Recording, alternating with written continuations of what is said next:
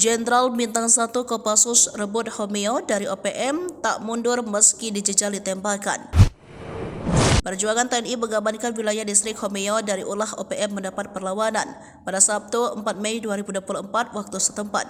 Mengutip tribunnews.com, begitu helikopter yang ditumpangi TNI Polri tiba, mereka mendapat hujatan tembakan. Namun berkat taktik itu, pasukan yang dipimpin oleh Jenderal TNI Bintang 1 pasukan OPM berhasil dipaksa melarikan diri. Hingga pada Minggu 5 Mei 2024, situasi yang sempat memanas dalam beberapa hari terakhir mulai kondusif.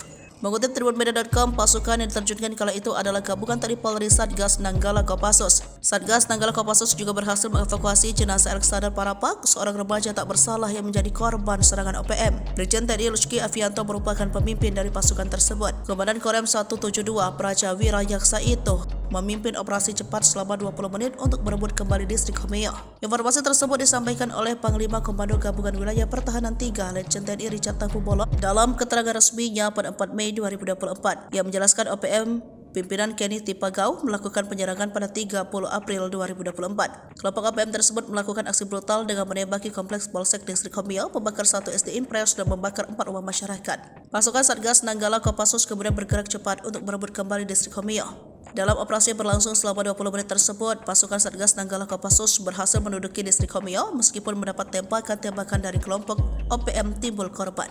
Brigjen TNI Lucky Avianto saat ini mengemban amanat sebagai Panglima Komando Operasi Habibah. Beliau dikenal sebagai sosok patriot yang berprestasi, memiliki kepemimpinan yang luar biasa, dan selalu mengedepankan pendekatan humanis dalam menyelesaikan tugasnya. Ia lahir pada tanggal 2 Oktober 1974. Ia lulus SMA Taruna Nusantara Magelang Angkatan Pertama dan Akademi Militer tahun 1996, di mana beliau meraih penghargaan bergengsi Adi Makayasa sebagai lulusan terbaik. Kegigihan dan prestasinya mengantarkan ke berbagai posisi penting di TNI AD, termasuk Komandan Batalion Infanteri 515, Praja Wijaya Kostrat, Komandan Kodim 1702 Jambi, dan Komandan Resimen Infanteri 32 Brimob.